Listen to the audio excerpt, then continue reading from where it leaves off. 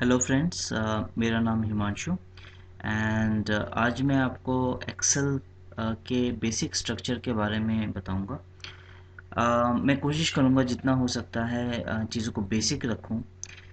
मैं ये एक्सपेक्ट करता हूं आपसे कि आपको बेसिक कंप्यूटर आता है। बेशक एक्सेल में भी बहुत ही लिमिटेड नॉलेज है। अपार्ट फ्रॉम डेटा एंट्री आपने इसके अंदर और कुछ ज़्यादा नहीं कर रखा है। तो ये वीडियो जो है आपकी हेल्प करेगा। नाउ सबसे पहले हम इसके स्ट्रक्चर को अंडरस्टैंड करते हैं। जिस वर्जन में हम सीख रहे हैं दैट इज़ 2010 वर्जन। ये एम एस एक्सेल का 2010 वर्जन है और इसके बाद 2013 16 वर्जन तक अभी लॉन्च हो चुके हैं। एज फार एज इनकी फंक्शनैलिटीज़ कंसर्न है, उनमें बहुत ज़्यादा डिफरेंस नहीं है। अगर आप किसी भी वर्जन में चीज़ों को सीख रहे हो तो लेटर वर्जन में काम करने में कोई आपको प्रॉब्लम नहीं आएगी। हाँ, कुछ नए फंक्शनैलिटीज़ होते हैं बट उनको अंडरस्टैंड करने में आपको ज़्यादा समय नहीं लगेगा। एक चीज़ को ज़रूर समझिए कि जो नए वर्जन्स आते हैं वो दो कारणों से आते हैं। पहला, खामियों को दूर करना, फंक्शनैलिटीज़ को ऐड करना, और दूसरा जो होता है इसको जितना हो सके यूज़र फ्रेंडली बनाना। तो ये माइक्रोसॉफ्ट भी चाहता है कि ये आपके लिए बहुत ही ईजी हो इस पे काम करना, आपको किसी भी तरह की ट्रेनिंग की ज़रूरत ना पड़े। They want to make it as easy as it is been. तो अब हम देखते हैं कि सबसे पहले इसके स्ट्रक्चर को अंडरस्टैंड करते हैं। ये एम एस एक्सेल 2010 वर्जन है और यहाँ पर सबसे ऊपर यानी कि फंक्शन डेटा, जहाँ पे मेरा कर्सर है, function data dot XL S x, ये जो ऑप्शन आ रहा है सबसे पहले इसको हम कहते हैं टाइटल बार। टाइटल बार में दो तरह की इंफॉर्मेशन फीड होती है। पहला, फाइल का नाम जो कि यहाँ पर फंक्शन डेटा है, और दूसरा होता है फाइल का टाइप जो कि माइक्रोसॉफ्ट एक्सेल है। तो टाइटल बार में फाइल का नाम होता है एंड फाइल का टाइप होता है। ठीक टाइटल बार के नीचे आपको ये ऑप्शंस नज़र आएंगे। जैसे मैं फाइल पे क्लिक करता हूँ, होम पे, इंसर्ट पे जैसे क्लिक करता हूँ तो इंसर्ट से रिलेटेड जो भी इंफॉर्मेशन है वो इसके रिबन में ओपन हो जा रहे हैं। ये पेज लेआउट का रिबन है, ये फॉर्मूलाज का रिबन है। नाउ ये होम, इंसर्ट, पेज लेआउट और जो भी ऑप्शंस आपको नज़र आ रहे हैं इनको हम कहते हैं टैब्स। जैसे ही किसी टैब पे आप क्लिक करते हो उससे रिलेटेड सारी इन्फॉर्मेशन इस पर्टिकुलर जगह पे खुल जाती है, जहाँ पे मैं आपको माउस स्क्रॉल करते हुए दिखा रहा हूँ। इस जगह को हम बोलते हैं रिबन। जैसे मैं अभी रिबन को मिनिमाइज़ करता हूँ तो अब नज़र नहीं आ रहा, एंड रिबन को मैं अब यहाँ पे एक्सपेंड करता हूँ तो रिबन आपको नज़र आने लगेगा। सेकेंड एस्पेक्ट, इसके अंदर रिबन पे जैसे ही आप क्लिक करते हो ठीक उसके नीचे आपको कई सारे ऑप्शंस नज़र आएंगे। ये ऑप्शंस ग्रुप्स में बटे हुए होते हैं। जैसे होम के अंदर आपको कई तरह के ग्रुप्स नज़र आएंगे, जैसे कि क्लिपबोर्ड, फॉन्ट, अलाइनमेंट, नंबर, ये सारे ग्रुप्स हैं। ग्रुप से रिलेटेड और भी फर्दर ऑप्शंस को अगर आपको एक्सप्लोर करना है तो आप जो है ठीक इसके साइड में ये पर्टिकुलर ऑप्शन आता है, इसको हम कहते हैं डिस्प्ले बॉक्स लॉन्चर।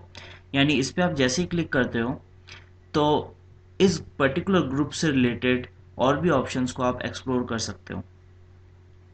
जैसे कि अभी आप देख सकते हो अलाइनमेंट से रिलेटेड सारी इन्फॉर्मेशन इस पर्टिकुलर ग्रुप एरिया के अंदर है, और भी ऑप्शन को एक्सप्लोर करना हो तो मैं इस पर्टिकुलर ऑप्शन पे क्लिक करता हूँ और यहाँ से आप देख पा रहे होंगे कि अलाइनमेंट से रिलेटेड और भी ऑप्शंस आ गए हैं जो कि हम इस्तेमाल में ला सकते हैं। तो थोड़ा सा ब्रीफ लेते हैं हेडर सेक्शन का। सबसे ऊपर है टाइटल बार।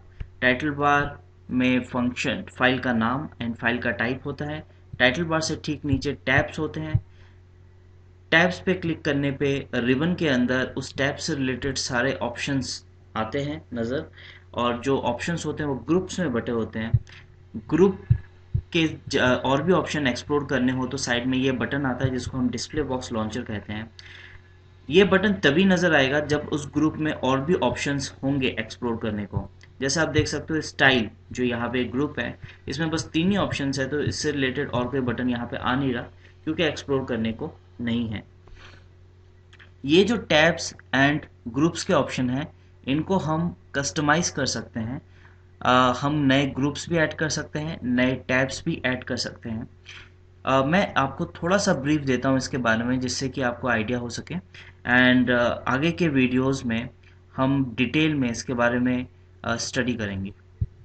इसके लिए मैं जाता हूँ फाइल पर, फिर जाऊँगा मैं ऑप्शन पे,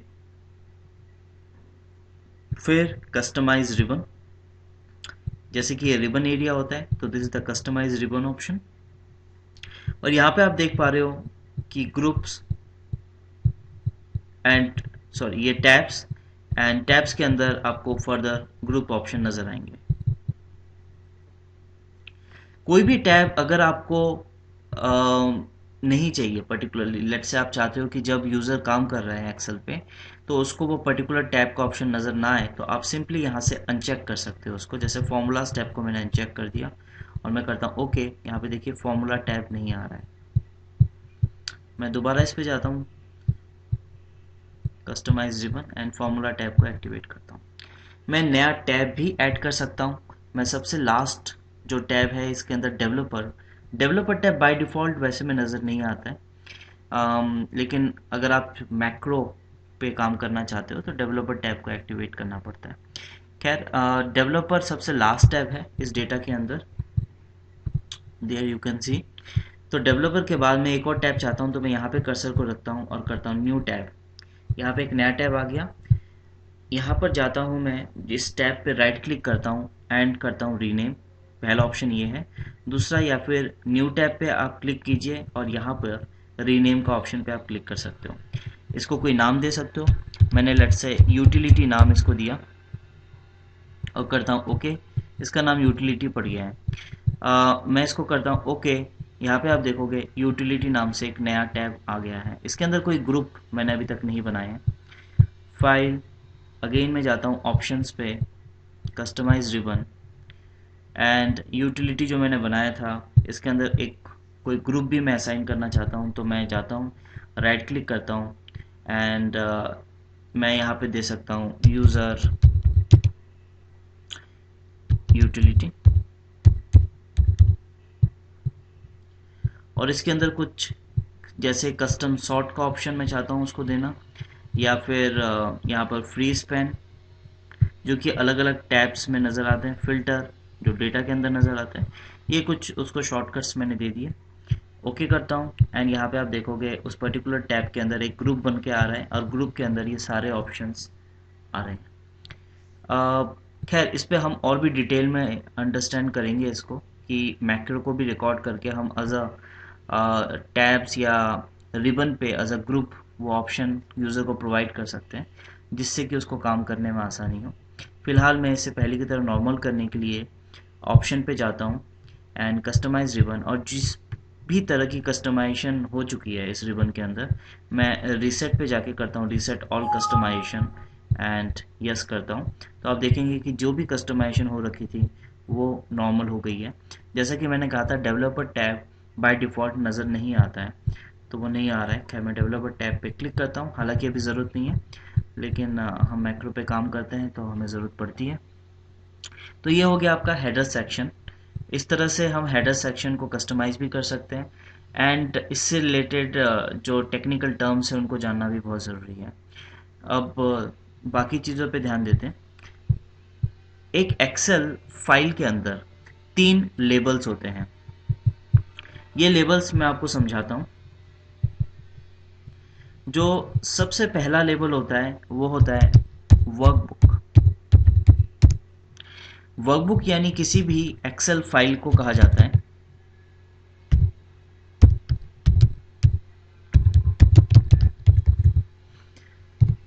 एक पर्टिकुलर वर्कबुक यानी कि एक्सेल फाइल के अंदर कई सारे वर्कशीट्स होते हैं।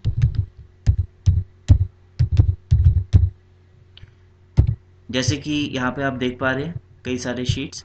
जब भी कोई नई एक्सेल फाइल बनती है उसके अंदर 3 शीट्स होते हैं by default in 2010 version, sheet 1, sheet 2, sheet 3। Now आप कितने सारे शीट बना सकते हैं? एक पर्टिकुलर फाइल के अंदर you can create unlimited sheet, कोई लिमिट नहीं है। इसमें आप अनलिमिटेड शीट्स क्रिएट कर सकते हैं। फॉर फर्दर हेल्प आपको एक चैप्टर भी प्रोवाइड किया जाएगा इस स्टडी मटेरियल के साथ। उसमें पहले चैप्टर में आप देखिएगा एक्सेल स्ट्रक्चर दिया गया है, उसमें सारे ऑप्शंस मेंशन किए हुए हैं, तो आप उसको सामने रखिए एंड जैसे मैं बताता जा रहा हूँ उस तरह से इसको अंडरस्टैंड कीजिए। हालांकि उसकी ज़रूरत नहीं है, उसके अलावा भी जो है आपको समझ में आ जाएगा। तो सबसे टॉप में जो होता है वो होता है वर्कबुक, यानी कि एक्सेल की फाइल जिसको हम वर्कबुक बोलते हैं। एक पर्टिकुलर वर्कबुक के अंदर कई सारे वर्कशीट्स हो सकते हैं। कितने हो सकते हैं? अनलिमिटेड हो सकते हैं। और एक पर्टिकुलर वर्कशीट के अंदर कई सारे सेल होते हैं, या फिर हम उसे रेंज भी कहते हैं। ये स्ट्रक्चर होता है, यानी this is the hierarchy structure. सबसे ऊपर workbook, then worksheet and then उसके अंदर सेल होते हैं। नाउ जब मैं ये आपको समझा रहा था तभी मैंने बताया था कि वर्कशीट अनलिमिटेड हो सकते हैं। नाउ सेल यानी कि रेंजेस कितने हो सकते हैं? एक्सेल 2010 में 10,48,576 रो होते हैं। एंड जहाँ तक सवाल है इसके अंदर कॉलम्स का, तो वो होते हैं 16,328 अप्रॉक्स। ना हमें कैसे पता? इसके जानने के लिए बहुत ही सिंपल है। आप कंट्रोल एंड एरो की, यानी आप कंट्रोल का बटन एंड एरो की का, डाउन एरो की का इस्तेमाल कर सकते हैं।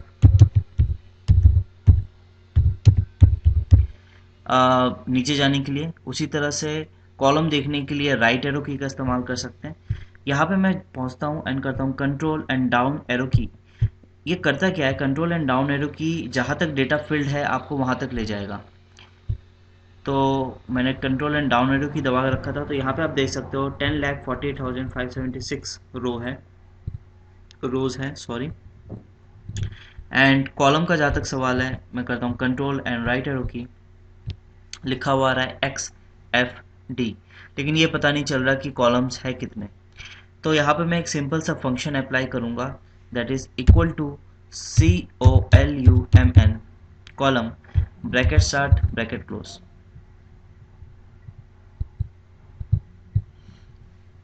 नाउ ये फंक्शन करता क्या है? कॉलम का जो ये जीरो पैरामीटर वाला फंक्शन है, ये आपको बताता है कि दिस इज द फंक्शन।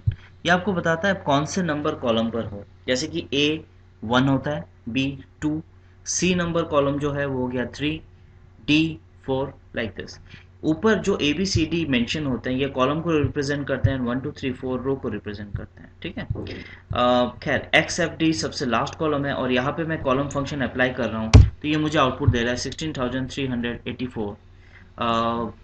तो इतने आपके कॉलम्स होते हैं। तो ये फंक्शन लगा के आप इसको देख सकते हो।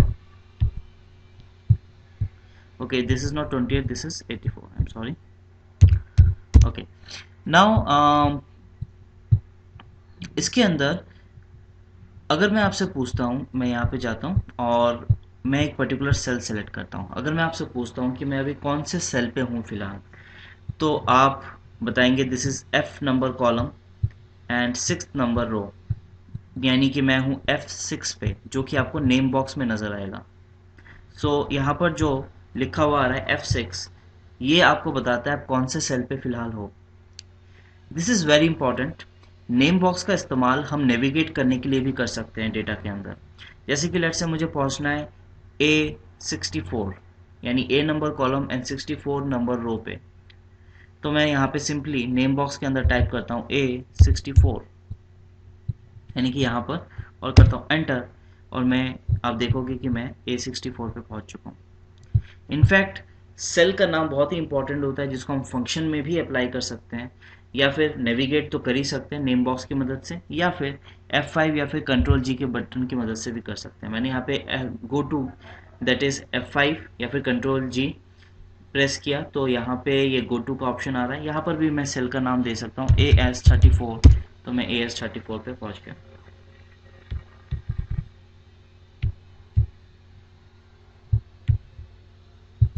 नाउ इसके अंदर ये जो ए बी सी डी लिखा हुआ रहा है डेफिनेटली ये हेडिंग्स को, एंड 1 2 3 4 जो है ये रो को रिप्रेजेंट करता है, लेकिन हम इन्हें ए बी सी डी जो लिखा हुआ रहा है और 1 2 3 4 जो लिखा हुआ रहा है इन्हें हम कहते हैं हेडिंग्स। मैं जाता हूँ पेज लेआउट पे, और ये हेडिंग्स अभी व्यू हो रहा है, मैं व्यू से हटा देता हूँ। आप देख पा रहे होंगे कि अब ये व्यू नहीं हो पा रहा है। मैं व्यू पे रखता हूँ इसको वंस अगेन। बाय डिफ़ॉल्ट कभी भी हम प्रिंट करते हैं, मैंने अभी कंट्रोल पी प्रेस किया है in order to see the preview. आप देख पा रहे होंगे कि A B C D and 1 2 3 4 नज़र नहीं आ रहे हैं आपको, लेकिन मैं अगर प्रिंट वाले बटन पे क्लिक करता हूँ हेडिंग्स का, करता हूँ कंट्रोल पी, तो आप देख पा रहे होंगे कि A B C D and 1 2 3 4 जो कि हेडिंग्स है हमारे वो प्रिंट हो पा रहे हैं। उसी तरह से इसके अंदर जो लाइनें नज़र आ रही है आपको, उनको हम ग्रिड लाइंस बोलते हैं। मैं व्यू पे से इसको हटा देता हूँ, आप देख पा रहे होंगे कि इसके अंदर की लाइनें नज़र नहीं आ रही है, तो मैं व्यू पे अगेन टिक करता हूँ, नज़र आ रही है। बाय डिफ़ॉल्ट ये लाइनें भी कभी प्रिंटेबल नहीं होती है, लेकिन अगर मैं चाहूँ तो ये लाइन को भी प्रिंट कर सकता हूँ। मैं सिंपली प्रिंट पे क्लिक करता हूँ एंड करता हूँ कंट्रोल पी, एंड आप देख सकते हो कि लाइन प्रिंट हो पा रहे हैं। मैं इसको प्रिंट ऑप्शन से हटा देता हूँ फिलहाल के लिए।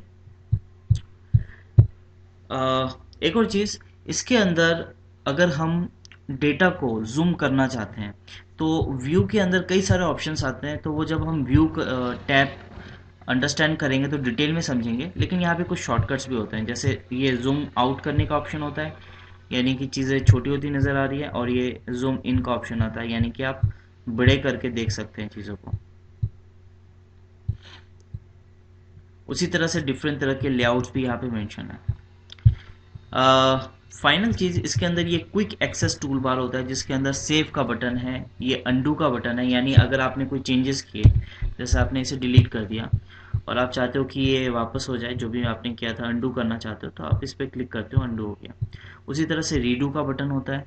ये कुछ शॉर्टकट्स दिए गए हैं जल्दी से इनका इस्तेमाल करने के लिए, इसे हम कहते हैं क्विक एक्सेस टूल बार। यहाँ पे आप क्लिक करते हैं क्विक एक्सेस टूल बार के अंदर। अगर आप और भी कोई फर्दर ऑप्शन चाहते हैं, जैसे नई एक्सेल फाइल खोलने के लिए, तो न्यू पे जाइए, ये इसका भी एक शॉर्टकट क्रिएट करके दे देगा, जिसका आप इस्तेमाल कर सकते हो अगर आप जल्दी में हो तो ये था हमारे स्ट्रक्चर के बारे में कम्प्लीटली, एंड आगे के वीडियोस में हम कुछ और बेसिक चीज़ों को अंडरस्टैंड करेंगे।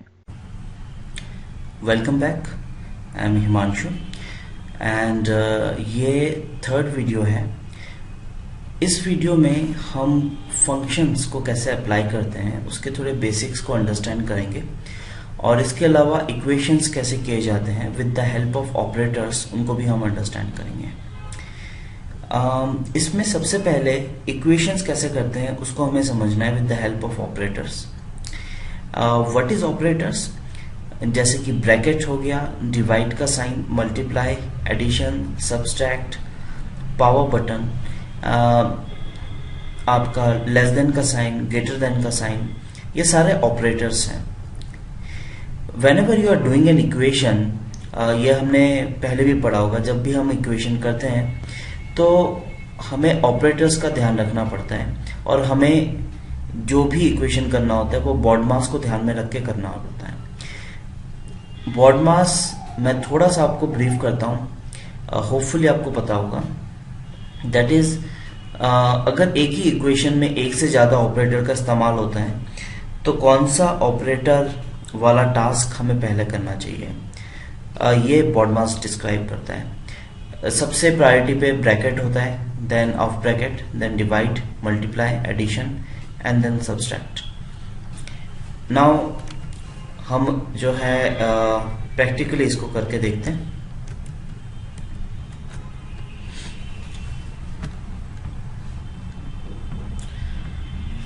जैसे कि मैं यहाँ पे एक शीट ले लेता हूँ,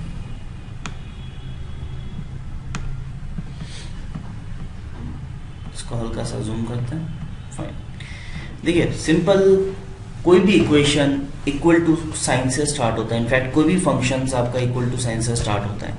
जब तक आपने इक्वल टू को साइन नहीं दिया, it doesn't make any sense, किसी भी तरह का इक्वेशन या फिर उसका सोल्यूशन नहीं निकल पाएगा। अगर मैं यहाँ पे लिखता हूँ 22 एंड प्लस का साइन देके करता हूँ 34, इसका कोई मतलब नहीं, ये सिंपल टेक्स्ट है। यहाँ पर जैसे हम इसके सामने इक्वल टू का साइन लगाते हैं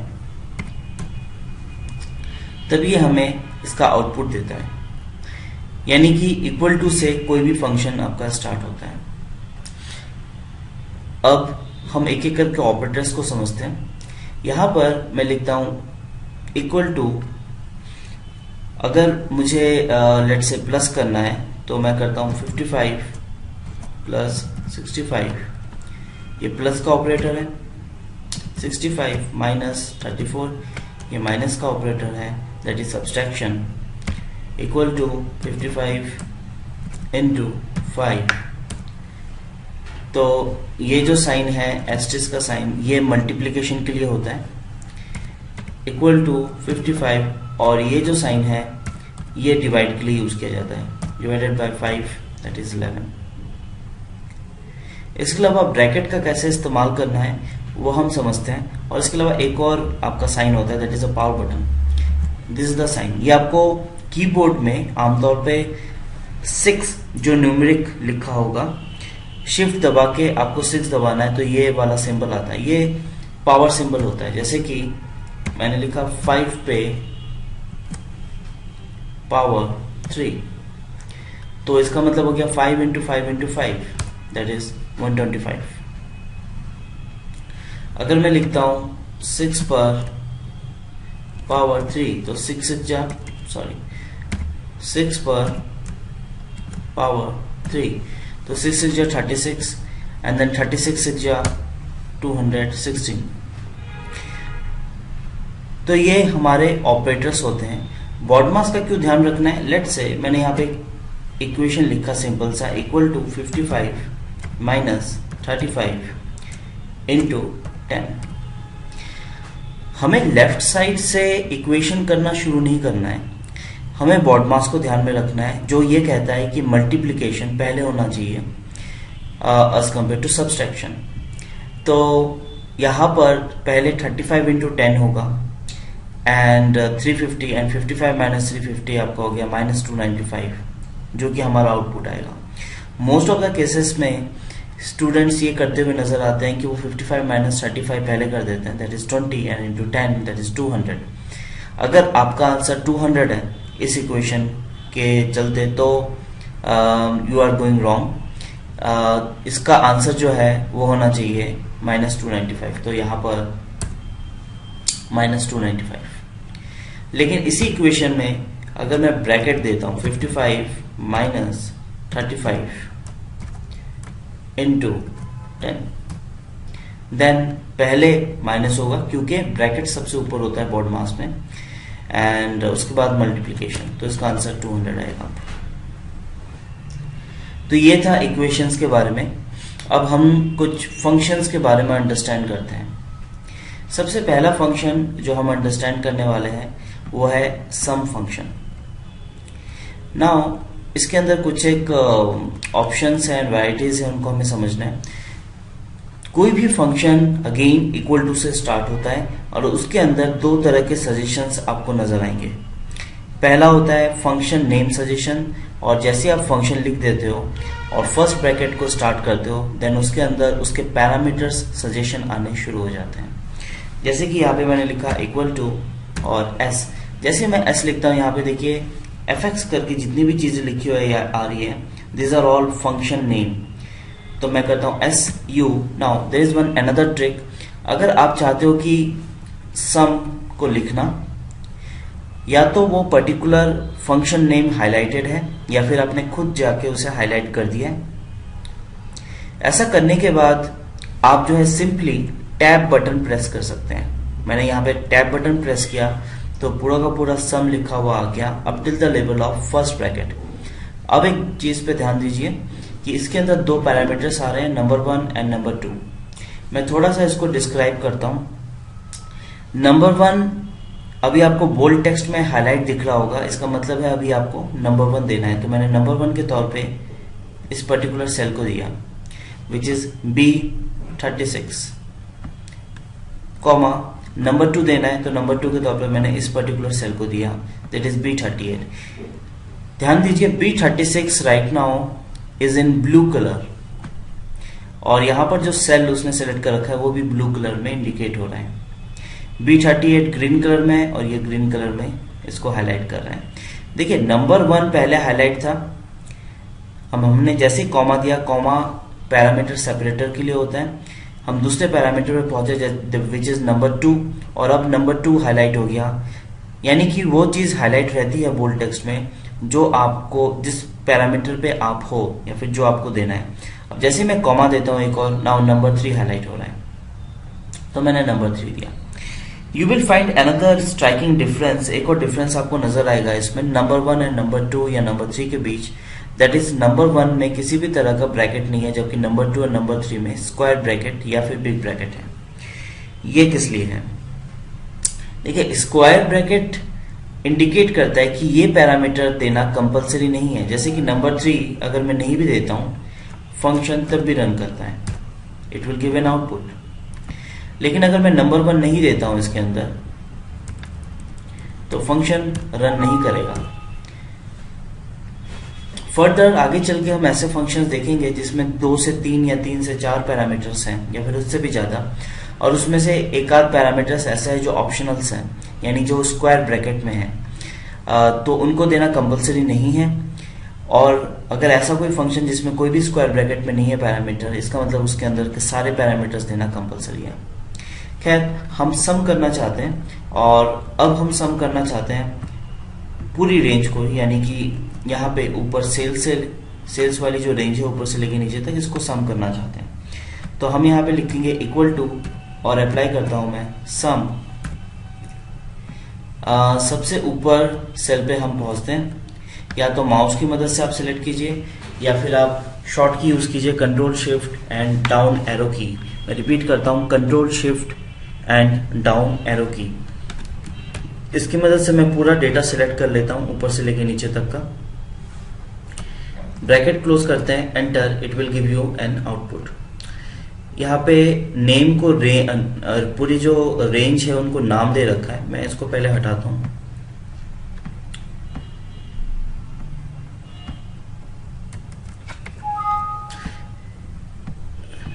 रेंज को नाम कैसे देना है इसके ऊपर हम सेशन करेंगे अलग से, डोंट वरी अबाउट दैट। तो सम एंड इस पूरी रेंज को मैंने सेलेक्ट कर लिया ऊपर से लेके नीचे तक, एंड उसके बाद मैं करता हूं enter, it will give an output. यहाँ पे अगर आप देखते हो that is B5 colon B39 आ रहा है, इसका मतलब ये है कि B5 से लेके B39 तक की रेंज सेलेक्ट की गई है, और उस पर्टिकुलर रेंज में जितने भी आपकी वैल्यूज है उनको सम कर दिया गया है। मैं कुछ एक सेल को कलर कर रहा हूं इन ऑर्डर टू इंडिकेट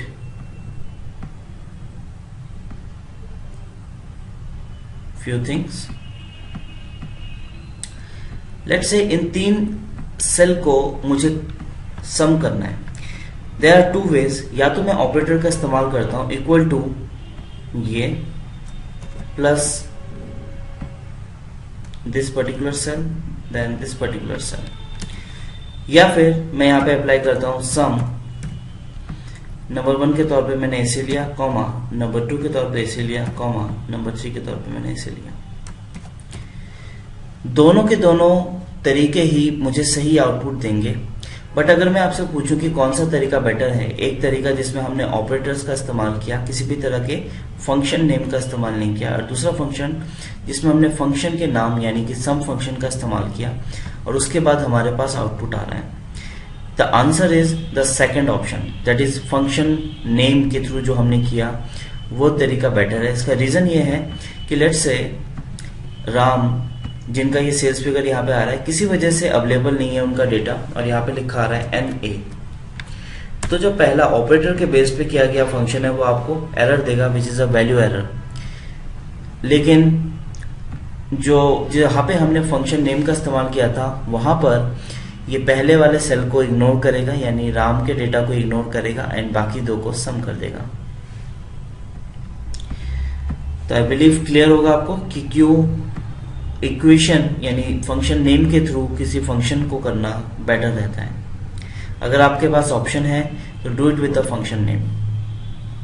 हालांकि एरर को हम हैंडलिंग कर सकते हैं, उसके लिए टेक्निक्स होती हैं, लेकिन it is better to use function name.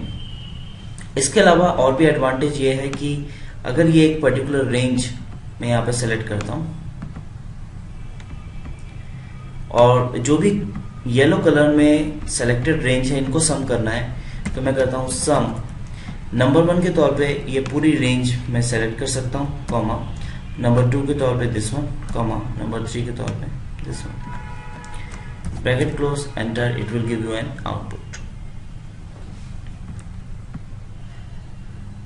Now some function इस तरह से हम करते हैं, इसका एक शॉर्टकट भी होता है, that is alt and plus equal to का साइन आपको कीबोर्ड में नजर आएगा, ऑल्ट प्लस इक्वल टू का साइन। ये अगर इसके लिए जरूरी ये है कि डेटा कंटिन्यूएशन में हो, जैसे ऊपर से लेके नीचे तक इसने पूरा डेटा खुद ब खुद सिलेक्ट करेगा। यहाँ पे आप देख पा रहे हो B5 से लेके B39 तक का डेटा सिलेक्ट हो रखा है, एंड देन मैं करता हूँ एंटर, तो it will give an output. एक और तरीका ये है कि आपको होम के अंदर यहाँ पे ऑटो सम का ऑप्शन नजर आ रहा होगा, इस पे आपको क्लिक करना है, तो भी ये सम कर देगा डेटा को।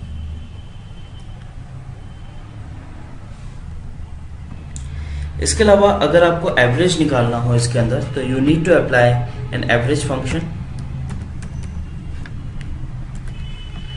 मैं पूरी रेंज ऊपर से लेके नीचे तक यहाँ पे सिलेक्ट करता हूँ, ब्रैकेट क्लोज करता हूँ, यहाँ पे आप फंक्शन पे ध्यान दीजिएगा, करता हूँ एंटर, ये एवरेज निकाल देगा, यानी कि औसत।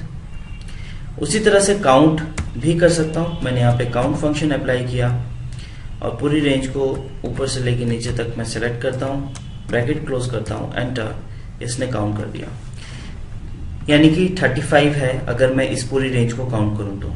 लेकिन ये ब्लैंक, यहाँ पे मैं कुछ सेल को ब्लैंक करता हूँ, आप देखना यहाँ पे फिगर्स चेंज होंगे, यानी कि ये ब्लैंक सेल को काउंट नहीं करता। दूसरी चीज, ये अगर मैं यहाँ पे कुछ टेक्स्ट लिख रहा हूं,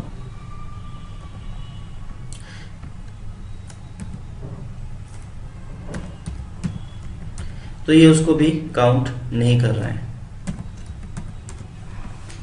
ठीक है। नाउ एक फंक्शन है विच इज काउंट ए, अभी हमने काउंट फंक्शन अप्लाई किया था, अब मैं यहाँ पे काउंट फंक्शन को बदल के कर रहा हूं काउंट ए। काउंट फंक्शन के चलते इसका आउटपुट आ रहा था 30, यानी कि 2 ब्लैंक सेल और 3 टेक्स्ट को ये काउंट नहीं कर रहा था। काउंट ए फंक्शन भी ब्लैंक को काउंट नहीं करता है, लेकिन ये वैल्यू एंड टेक्स्ट दोनों को काउंट करता है, तो इसका आउटपुट आ रहा है 33, क्योंकि ब्लैंक को ये भी काउंट नहीं करता, बताया था। अगर सिर्फ ब्लैंक सेल को आपको काउंट करना है तो काउंट ब्लैंक आप अप्लाई करेंगे, इसका आउटपुट आ रहा है 2। अगर आपको ब्लैंक भी चाहिए एंड आपको लेट से वैल्यूज भी चाहिए प्लस टेक्स्ट भी चाहिए, मतलब हर चीज काउंट करनी है, तो क्या करेंगे? ऐसा कोई फंक्शन है नहीं, लेकिन हम यहाँ पे सिंपली जहाँ पे ये काउंट ब्लैंक का फंक्शन खत्म हो रहा है, यहाँ पे हम प्लस साइन लगा के अप्लाई कर सकते हैं सिंपली काउंट ए फंक्शन, क्योंकि काउंट ब्लैंक का आउटपुट कैसे आ रहा है? वैल्यू में आ रहा है। इसको मैं प्लस काउंट ए फंक्शन का भी आउटपुट वैल्यू में आ रहा है, तो इन दोनों को मैं प्लस की मदद से प्लस कर सकता हूं। तो काउंट ए एंड देन पूरी रेंज को मैं सेलेक्ट कर लेता हूं,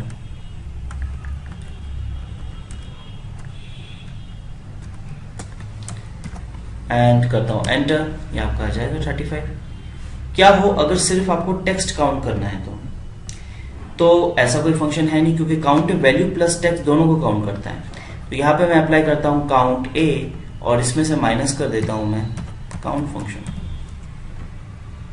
क्योंकि काउंट ए आपको आउटपुट देता है वैल्यू एंड टेक्स्ट दोनों का, एंड काउंट फंक्शन देता है आउटपुट ओनली वैल्यू का। तो काउंट ए में से माइनस काउंट फंक्शन करता हूं तो ये आउटपुट दे देगा आपको कि इसके अंदर टेक्स्ट कितने हैं, दैट इज 3।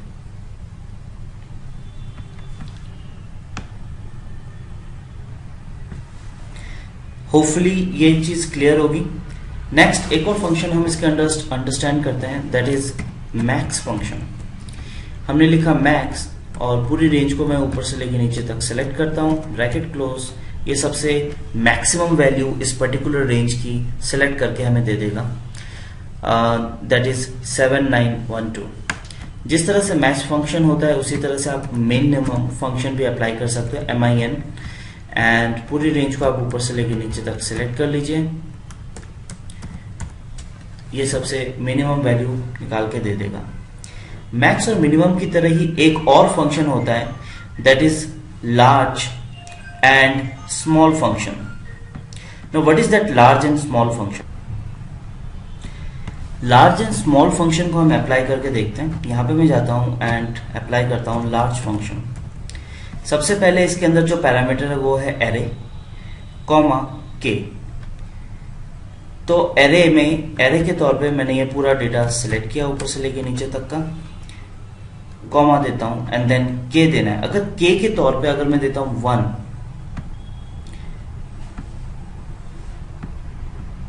के तौर पे अगर मैंने दिया 1, ब्रैकेट क्लोज करता हूं, तो ये वही काम करेगा जो मैक्स कर रहा था। लार्ज फंक्शन में एक्चुअल में करता यह है कि पूरा जो एरे यानी कि पूरी जो रेंज आपने सिलेक्ट की है उसमें के का मतलब होता है कौन से नंबर का लार्जेस्ट नंबर आप निकालना चाहते हो। अगर मैं 1 देता हूं, इसका मतलब है सबसे टॉप वाली वैल्यू ये निकाल के देगा, जो कि मैक्स भी कर रहा था। लेकिन 1 के बदले अगर मैं करता हूं यहाँ पे 2, तो ये सेकंड लार्जेस्ट नंबर निकाल के देगा, दैट इज 7885। और 2 के बदले अगर करता हूं 3, तो ये थर्ड हाईएस्ट नंबर निकाल के देगा। सिमिलरली लार्ज की तरह ही स्मॉल फंक्शन होता है, जहां पे लार्ज लिखा हुआ है वहां पे मैं स्मॉल लिख देता हूं। फंक्शन में अगर बदलाव करने हो या तो फॉर्मूला बार में जाके कर सकते हो, या फिर जिस सेल पे आपको डबल क्लिक करो और उसके अंदर आप चेंजेस कर सकते हो बड़ी आसानी से। यहाँ पे स्मॉल फंक्शन अप्लाई करके अगर मैं 1 देता हूं, तो ये वही काम करेगा जो मिनिमम फंक्शन कर रहा था, that is a MIN function, यानी कि सबसे स्मॉलेस्ट वैल्यू उसने निकाल दी। अगर 1 के बदले मैं यहाँ पे अप्लाई करता हूँ 2, तो ये सेकंड स्मॉलेस्ट निकालेगा। उसी तरह से 3 तो थर्ड स्मॉलेस्ट वैल्यू को ये पिक करके देगा। There are few more popular functions like SUMIF, SUMPRODUCT and COUNTIF and other functions also, जिनको हम अपने फर्दर वीडियोस में अंडरस्टैंड करेंगे। Welcome back students, I am Himanshu and आज हम लुकअप फंक्शन स्टार्ट करने वाले हैं। तो जो फर्स्ट फंक्शन हम स्टार्ट करेंगे वो है VLOOKUP, जो कि one of the most important function माना जाता है। V stand for vertical. अगर डेटा की रिप्रेजेंटेशन वर्टिकल है, जैसे कि जो डेटा भी आपको विजिबल है ये वर्टिकल रिप्रेजेंटेशन में है डेटा, यानी ऊपर आपके टाइटल्स दिए गए हैं जैसे serial number, name and contacts, तो this is the vertical representation. अगर वर्टिकल रिप्रेजेंटेशन हो रखी है डेटा की तो हम VLOOKUP अप्लाई करते हैं। और यहाँ पे शीट 1 पे मैं क्लिक करता हूँ। यहाँ पे हॉरिजॉन्टल रिप्रेजेंटेशन अगर डेटा की हो रखी होती तो हम HLOOKUP अप्लाई करते हैं। तो हम VLOOKUP एंड HLOOKUP दोनों करके देखेंगे, लेकिन सबसे पहले इसकी रिक्वायरमेंट क्या है उसको अंडरस्टैंड करते हैं। ये एक डेटा है मेरे पास, इस फाइल का नाम है compare data, here you can see, जो कि अभी सिलेक्टेड है। मैं रियल डेटा को सिलेक्ट करता हूँ एंड रियल डेटा फाइल भी ओपन है अभी। तो रियल डेटा के अंदर आप देख पा रहे होंगे कि सारी की सारी इन्फॉर्मेशन है, यानी कि serial number, name, contacts and बाकी की सारी इन्फॉर्मेशंस। जबकि कंपेयर डेटा के अंदर सिर्फ नाम है और कोई इन्फॉर्मेशन अवेलेबल नहीं है। एक और चीज़ पे गौर कीजिएगा, यहाँ पर जो नाम है Bhagwant, Hemant Walia, Om Narayan Gupta and so on, इस एक्चुअल रियल डेटा में उस सीक्वेंस में ये सारे नाम नहीं है। इनफैक्ट कोई गारंटी भी नहीं है कि वो पर्टिकुलर नाम इस मास्टर डेटा में है कि नहीं है। तो VLOOKUP अप्लाई करके हम 2 टास्क करते हैं। पहला हमारा काम ये होता है कि हमें चेक करना है कि भगवंत जो नाम है ये उस मास्टर डेटा यानी कि रियल डेटा जो नाम रखा है मैंने उस मास्टर डेटा में अवेलेबल है कि नहीं है, और अगर है तो उसका कॉन्टैक्ट नंबर क्या है। तो हम इसको करना शुरू करते हैं, इसको अंडरस्टैंड करते हुए। सबसे पहला हम यहाँ पे VLOOKUP फंक्शन को लिखते हैं। VLOOKUP के अंदर सबसे पहला पैरामीटर होता है लुकअप वैल्यू। लुकअप वैल्यू वो वैल्यू होती है जो दोनों डेटा में अवेलेबल होती है। Lookup value should be unique by nature. Lookup value जो है यूनिक होना चाहिए। कहने का मतलब ये है कि हम नाम का इस्तेमाल कर सकते हैं, बहुत ही रेयर चांसेस होंगे कि नाम एंड उसका टाइटल दोनों मैच कर रहे हैं। फ़ोन नंबर का इस्तेमाल कर सकते हैं, ईमेल आईडी का इस्तेमाल कर सकते हैं, बट हम यहाँ पे जैसे कोर्स या क्वालिफिकेशन का इस्तेमाल नहीं कर सकते as a lookup value. Reason ये है कि कोर्स या फिर क्वालिफिकेशन जो है वो यूनिक नहीं है बाय नेचर। नाम है, तो लुकअप वैल्यू अभी फिलहाल जो हम उस मास्टर डेटा में लुकअप करना चाहते हैं वो है नाम। और नाम को लुकअप करके हमने ये फंक्शन कॉन्टैक्ट्स के अंदर लिखना शुरू किया है। तो अगर नाम उस मास्टर डेटा में फाइंड आउट हो जाता है तो हम उसके कॉन्टैक्ट नंबर को इस डेटा में एक्सट्रैक्ट करना चाहते हैं। तो सबसे पहले पैरामीटर पे मैं दोबारा आता हूँ, that is a lookup value which should be unique by nature. तो मैं इस नाम को उस मास्टर डेटा में लुकअप कर रहा हूँ, तो मैं इसको सिलेक्ट कर लूंगा। सिलेक्ट करने के बाद वेरी इंपॉर्टेंट है कि आप यहाँ पे कॉमा दीजिए। कॉमा देने के बाद it's asking for table array, यानी कि जो लुकअप वैल्यू आपने दी ये कौन से मास्टर डेटा में आप ढूंढ रहे हो, तो वो है रियल डेटा। तो हम यहाँ पर जाते हैं और रियल डेटा पे चले जाते हैं। ध्यान रखिएगा ऊपर से टाइटल्स को सेलेक्ट नहीं करना है और ना ही इस सीरियल नंबर को सिलेक्ट करना है अगर आपके डेटा में सीरियल नंबर है। तो हमें जो है यहाँ पे कर्सर को अपने सेट करना है और मेक श्योर कि पूरा डेटा सिलेक्ट हुआ हो, जैसे column wise and row wise नीचे तक कंप्लीट डेटा मैंने सिलेक्ट किया। इसके डेस्टिनेशन पे थोड़ा ध्यान दीजिए। इसने सबसे पहले लिखा आ रहा है रियल डेटा डॉट XLSS, ये इस फाइल का नाम है। इंक्वायरी इस शीट का नाम है। उसके बाद है B2 से लेके G342 तक की रेंज इसने सेलेक्ट कर ली है और उसको इसने एब्सोल्यूट वैल्यू में भी कन्वर्ट कर दिया है, जिसका एग्जाम्पल है कि इसके सामने डॉलर साइन लगा हुआ आ रहा है। तो हमें यहाँ पे एब्सोल्यूट में कन्वर्ट नहीं करना। ध्यान रहे कई बार VLOOKUP हम सेम फाइल के अंदर डिफरेंट शीट्स के अंदर अप्लाई करते हैं। सेम फाइल डिफरेंट शीट, वहां पर कई बार जब आप मास्टर डेटा को सिलेक्ट करते हैं तो ऑटोमेटिकली वो एब्सोल्यूट वैल्यू में कन्वर्ट नहीं होता, यानी कि उसके सामने डॉलर साइन लगे हुए नहीं आते हैं। दूसरी भाषा में कहे तो वो डेटा कांस्टेंट नहीं होता है। तो हमें वहाँ पे F4 प्रेस करके उस डेटा को कांस्टेंट करना है। खैर यहाँ पे इस तरह की कोई ज़रूरत नहीं है, हम देते हैं कॉमा एंड अब मुझे यहाँ पर देना है कॉलम इंडेक्स नंबर, यानी कि जो लुकअप वैल्यू मैं इस मास्टर डेटा में लुकअप करने जा रहा था अगर वो मैच हो जाता है तो मास्टर डेटा के अंदर, मैं रिपीट करता हूँ ध्यान दीजिएगा, मास्टर डेटा के अंदर वो कौन सा कॉलम नंबर है जो आप अपने डेटा में एक्सट्रैक्ट करना चाहते हैं। देखिए मैंने कॉन्टैक्ट्स पे ये पर्टिकुलर फंक्शन लगाया था और कॉन्टैक्ट्स इस मास्टर डेटा में सीरियल नंबर हम कंसिडर नहीं करेंगे क्योंकि इसे हमने सेलेक्ट नहीं किया था। तो कॉन्टैक्ट इस मास्टर डेटा में कॉलम नंबर 2 पे है क्योंकि ये हो गया 1 which is name and this is the 2। तो हम यहाँ पे सिंपली लिखेंगे कॉलम इंडेक्स नंबर के तौर पे 2 कॉमा एंड देन उसके बाद है रेंज लुकअप, यानी किस तरह का मैच आप करना चाह रहे हो। यहाँ पे दो ऑप्शंस आपको नजर आएंगे जो आपको विजिबल होंगे। पहला ऑप्शन है ट्रू यानी कि अप्रोक्सीमेट मैच, दूसरा ऑप्शन है फॉल्स यानी कि एग्जैक्ट मैच। ट्रू का इस्तेमाल बिल्कुल होता है, ऐसा नहीं कि नहीं होता है, लेकिन हम टेक्स्ट के केस में ज़्यादातर फॉल्स यानी कि एग्जैक्ट मैच करना चाहेंगे। तो हमने यहाँ पे फॉल्स सेलेक्ट किया, यानी भगवंत जब मैं ढूंढ रहा हूँ इस डेटा में तो मैं भगवंत को ही मैच करना चाहता हूँ, भगवंत सिन्हा या कुछ और को नहीं। तो हम ज़्यादातर फॉल्स का ऑप्शन देते हैं विच स्टैंड फॉर एग्जैक्ट मैच। हमने ब्रैकेट को क्लोज किया एंड करते हैं एंटर। यहाँ पर आप देखेंगे आउटपुट आ जाएगा। मैं इस डेटा को यहाँ पे ड्रैग करता हूँ एंड यू विल फाइंड कि यहाँ पर सारे के सारे आंसर आ चुके हैं। देखिए यहाँ पे 3 तरह के आउटपुट आपको नजर आएंगे। मैं भगवंत के सामने जाता हूँ और यहाँ पे इसे ब्लैंक कर देता हूँ और इसके सामने देखिए 0 आने लगा।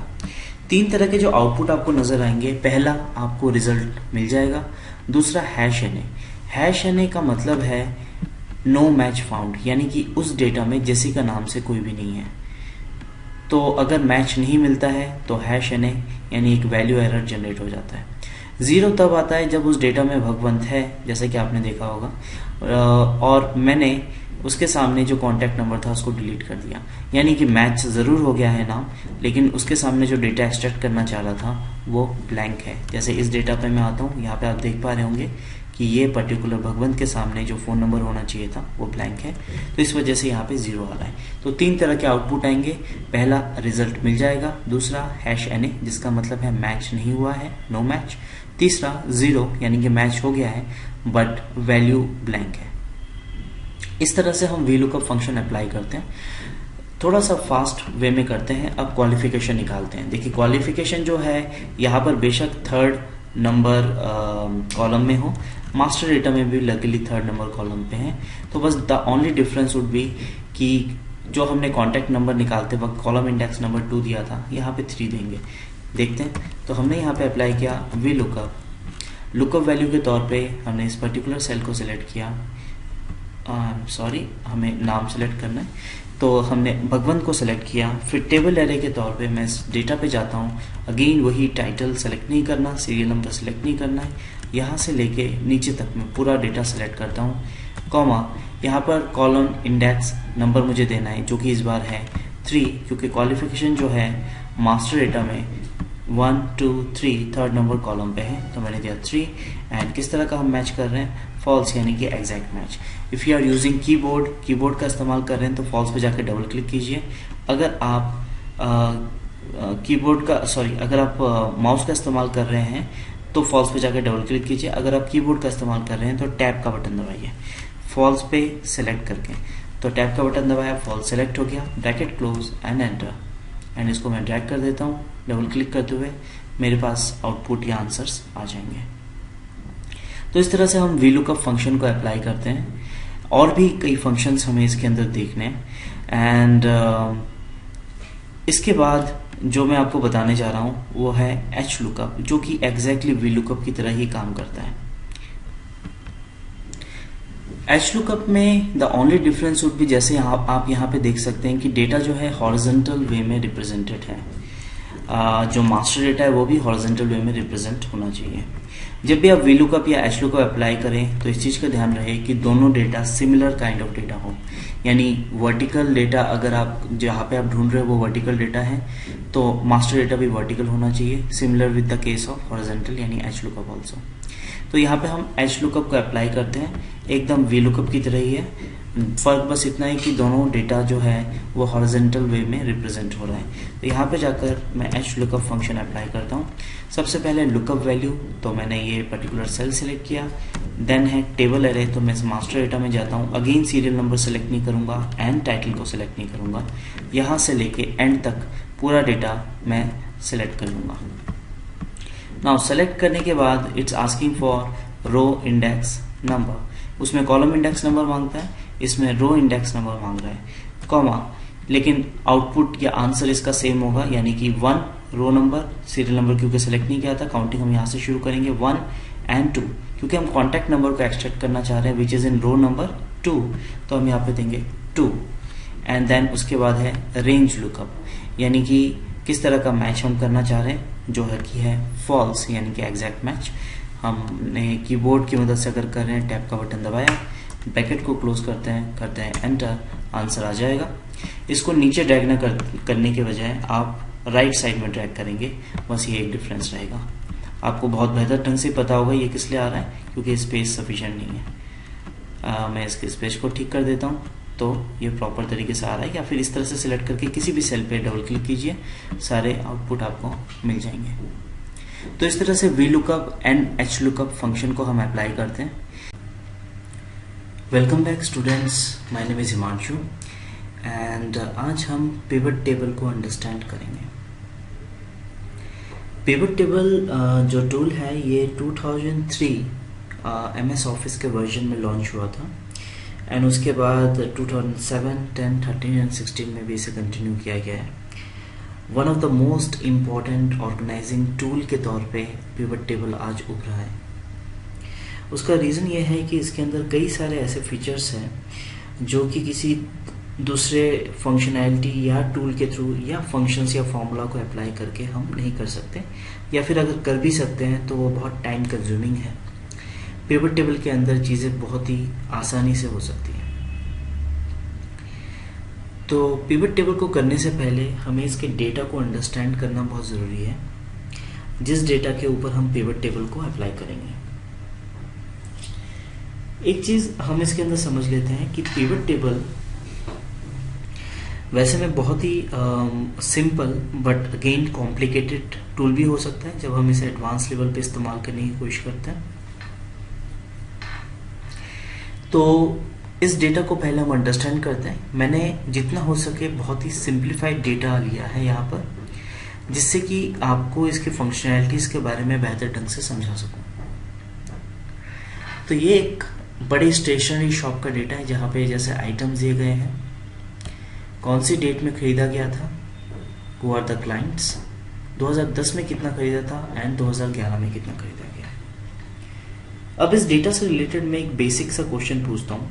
लेट्स से मैं ये पूछना चाहता हूँ कि डस्टर अब तक रोमन नाम के क्लाइंट ने कितना खरीदा है। एंड डोंट थिंक कि बस ये एक सिंगल ट्रांजैक्शन है, there can be plenty of transactions, items same duster and client roman को ध्यान में रखते हुए। अगर मैं इस डेटा के एंड में जाता हूँ कंट्रोल का बटन प्रेस करते हुए, तो मैं देखूंगा ये 1200 तकरीबन का डेटा है। तो कैसे हम इस चीज़ को अप्लाई करेंगे, हम अभी फ़िलहाल के लिए जब पिवट टेबल इस्तेमाल नहीं कर रहे हैं तो फिल्टर का इस्तेमाल कर रहे हैं। तो हम जाते हैं डेटा पे एंड फिल्टर को अप्लाई करता हूँ। आइटम वाइज मैंने डस्टर के ऑप्शन को सिलेक्ट किया यहाँ पे, एंड क्लाइंट वाइज मैंने पूछा था रूमन, तो मैंने रूमन को सिलेक्ट कर लिया।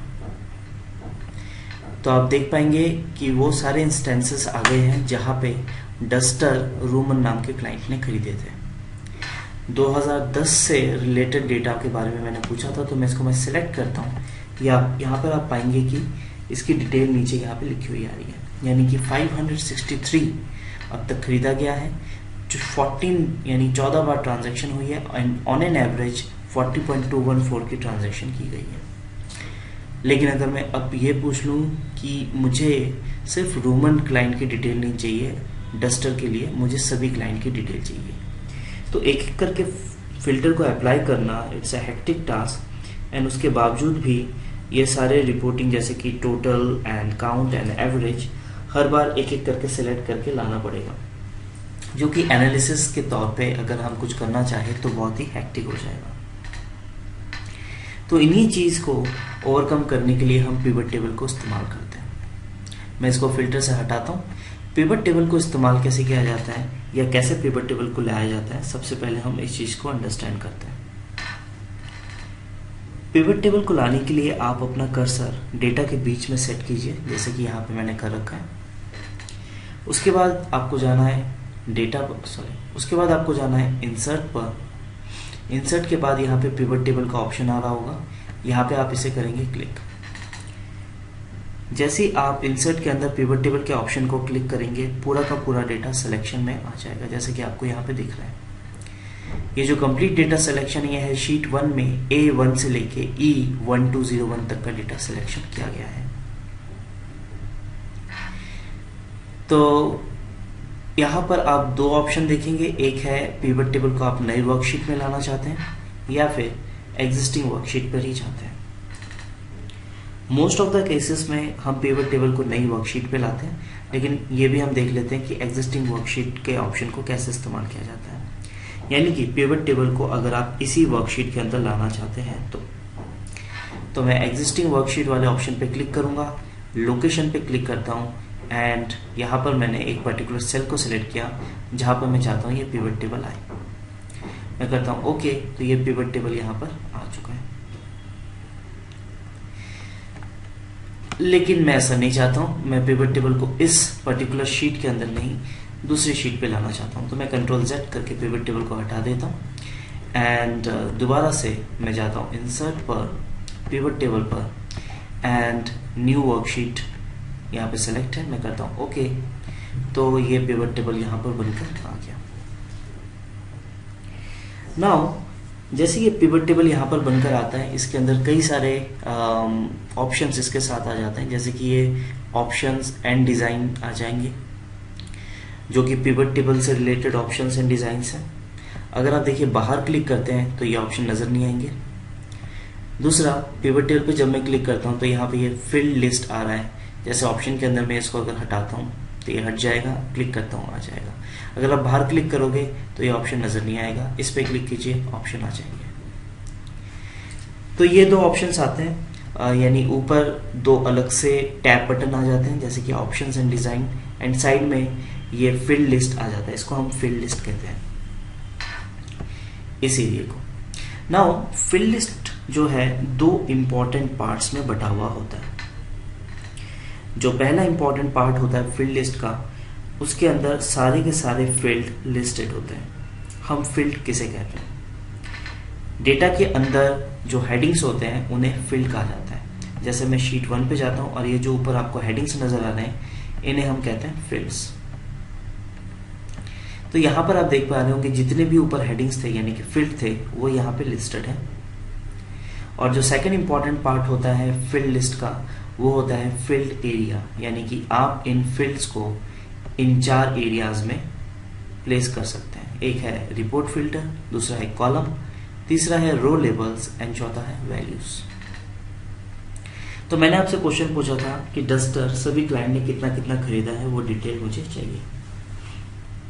तो उसके लिए मैं यहाँ पर लेट्स से क्लाइंट का डेटा लेता हूँ।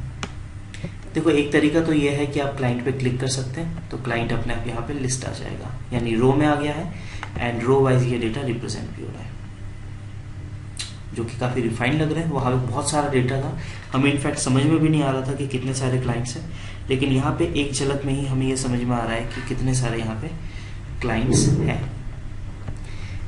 या फिर जो बेस्ट अप्रोच रहता है वो ये है कि क्लाइंट को आप पिक कीजिए एंड रो में डालिए अगर रो में रिप्रेजेंट करना चाहते हैं। सेम चीज़ है, लेकिन इससे आप ज़्यादा कंट्रोल आपके पास जो है ज़्यादा कंट्रोल रहता है इनको मैनेज करने के लिए। फिर मैं अगेन अगर इसको रो में नहीं कॉलम में रिप्रेजेंट करना चाहता हूँ तो इसको पिक करूंगा एंड कॉलम में डालूंगा, तो आप देखेंगे यहाँ पे कॉलम वाइज डेटा रिप्रेजेंट हो रहा है।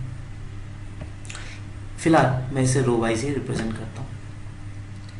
एंड 2010 का डेटा मैं रिप्रेजेंट करना चाहता हूँ वैल्यू में, तो नंबर सोल्ड ईयर 2010 इसको हम लाते हैं वैल्यू के अंदर। देखिए ज़्यादातर जो भी वैल्यू बेस्ड आपका फील्ड होगा उसको आप वैल्यू में रखिए। अगर वैल्यू बेस्ड डेटा को अगर आप फील्ड वैल्यू वाले फील्ड में रखते हो यानी एरिया में रखते हो तो बाय डिफॉल्ट वो उसको सम करेगा। अगर कोई टेक्स्ट टाइप डेटा अगर आप वैल्यू फील्ड में रखते हो तो बाय डिफॉल्ट उसे काउंट करेगा।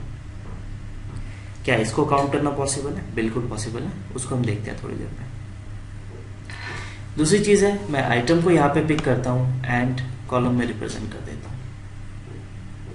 तो आप देख पा रहे होंगे ये डिटेल आ गई है कि एप्टेक ने A4 साइज पेपर कितना खरीदा था, क्योंकि आइटम्स को कॉलम में रिप्रेजेंट किया गया है तो आइटम्स कॉलम वाइज रिप्रेजेंट हो रहे हैं यहाँ पे A4 duster notice board and all. अगर आप चाहते हो नहीं कॉलम को मैं रो में आइटम को मैं रो में एंड क्लाइंट को कॉलम में रिप्रेजेंट करना चाहता हूँ तो आइटम को उठा के मैं रो में रखता हूँ, क्लाइंट को उठा के कॉलम में रखता हूँ, ये भी पॉसिबल है। फिल्टर का ऑप्शन क्या है? मैं क्लाइंट को पिक करता हूँ एंड फिल्टर में रख देता हूँ। अभी जितने भी क्लाइंट थे उनकी ऑप्शंस यहाँ पे अवेलेबल आ रहे हैं, ऊपर देखिए ऑल लिखा हुआ आ रहा है। अगर मैं कुछ स्पेसिफिक क्लाइंट चाहता हूँ तो यहाँ पे क्लिक करता हूँ, मैं चुनता हूँ एप्टेक एंड ये सिर्फ अभी फिलहाल एप्टेक की डिटेल दिखा रहा है। अगर मैं 2 या 3 क्लाइंट को शोकेस करना चाहता हूँ तो मैं यहाँ पे जाता हूँ और ऑप्शन सेलेक्ट करूंगा सेलेक्ट मल्टीपल आइटम्स। मैं लेता हूँ एप्टेक को एंड HCL को एंड आईलिंक को, करता हूँ ओके। तो इन तीनों का डेटा मल्टीपल आइटम्स यहाँ पे शोकेस हो रहा है। लेकिन अगर तीनों की डिटेल देखनी है तब या तो हमें इस क्लाइंट को कॉलम में रिप्रेजेंट करना पड़ेगा या फिर आप इसे रो में भी रिप्रेजेंट कर सकते हैं। आप देख पा रहे होंगे यहाँ पर कि जैसे A4 साइज पेपर है उसके नीचे तीनों क्लाइंट की डिटेल रिप्रेजेंट हो रही है। अच्छा मैं इसको कॉलम में वापस रिप्रेजेंट करता हूँ। अच्छा उससे पहले एक ज़रूरी चीज़ बताता हूँ कि लेट्स से अगर आपको लगता है नहीं आइटम्स जो है ज़्यादा है क्लाइंट कम है तो क्लाइंट ऊपर रिप्रेजेंट होना चाहिए यानी यहाँ पर और आइटम्स उसके नीचे। तो कुछ नहीं बस आइटम को उठाइए एंड क्लाइंट के नीचे रख दीजिए तो डेटा कुछ इस तरह से रिप्रेजेंट हो जाएगा। अदरवाइज आपको लगता है कि नहीं अब भी इसको स्क्रॉल करना पड़ रहा है तो मैं सिंपली क्लाइंट को उठाता हूं एंड कॉलम में रिप्रेजेंट कर देता हूं। कॉलम में जो डेटा रिप्रेजेंट होगा उसको मैनेज करने के लिए यहाँ पे कॉलम फिल्टर दिया गया होता है। अगर आपने मेरे फिल्टर वाले वीडियो को देखा होगा तो ये सेम ऑप्शंस है। तो यहाँ पर जो जो ऑप्शन आपको पर्टिकुलरली सेलेक्ट करने हैं वो आप सेलेक्ट कर सकते हैं या फिर रो वाइज जो डेटा आपको देखना है वो आप रो वाइज डेटा सेलेक्ट कर सकते हैं लाइक दिस। बाकी मैं इसको यहां से फिल्टर से हटाता हूं एंड फाइनली एक और चीज़ को हम अंडरस्टैंड करते हैं इसके अंदर। बाय डिफ़ॉल्ट अभी यहाँ पर जो है ये सम आ रहा है, मैं इसको कॉलम वाइज जो क्लाइंट का डेटा रिप्रेजेंट हो रहा है इसको हटाता हूँ जिससे बेहतर ढंग से थोड़ा समझ में आए। यहाँ पे आप देखिए A4 साइज पेपर 5637 खरीदा गया है, यानी इसका सम आ रहा है 5637। कितना खरीदा गया है? अगर मैं देखना चाहता हूँ कितनी बार खरीदा गया है, इसका कहने का मतलब यह है कि मैं देखना चाहता हूँ कि ट्रांजैक्शंस कितनी बार हुई है।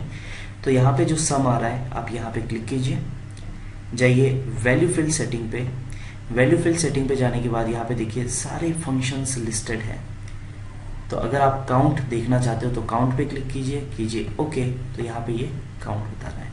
अगर आप देखना चाहते हो ऑन एन एवरेज कितना आया है, वैल्यू फिल सेटिंग एवरेज को सिलेक्ट कीजिए ओके, यहाँ पे एवरेज आ रहा है, यानी A4 पेपर जितनी बार भी खरीदा गया है उसका ओवरऑल ट्रांजैक्शन का जो एवरेज है वो है 39.69। और बाय डिफॉल्ट वैसे में तो सम ही रहता है ये। तो इस तरह से वैल्यू के अंदर जो यहाँ पर फील्ड लिस्टेड होगी उसके लेफ्ट क्लिक, ध्यान रखिएगा मैं राइट क्लिक नहीं कर रहा क्योंकि हमारा ये एजम्पशन होता है कि ऑप्शन तभी आते हैं जब राइट क्लिक होता है, लेकिन मैं यहाँ पे हर बार लेफ्ट क्लिक कर रहा हूँ। तो लेफ्ट क्लिक करने के बाद जो वैल्यू फील्ड सेटिंग आएगा वहाँ से आप डिफरेंट तरह के फंक्शंस सिलेक्ट कर सकते हैं जो आप अप्लाई करना चाहते हैं डेटा पे। अब एक और ज़रूरी चीज़, जैसे कि A4 साइज का टोटल ट्रांजैक्शन आ रहा है 5637। अगर मैं देखना चाहता हूँ कौन कौन से ट्रांजैक्शन के चलते ये इस पर्टिकुलर फिगर पे पहुँचे तो बहुत ही आसान है। A4 के सामने ये जो फिगर्स आ रहे हैं इस पर आप कर्सर को रखिए, कीजिए डबल क्लिक, आप देखेंगे एक अलग शीट पर, शीट 5 एक अलग से शीट बन गई और यहाँ पे A4 से रिलेटेड सारे ट्रांजैक्शन लिस्टेड हैं।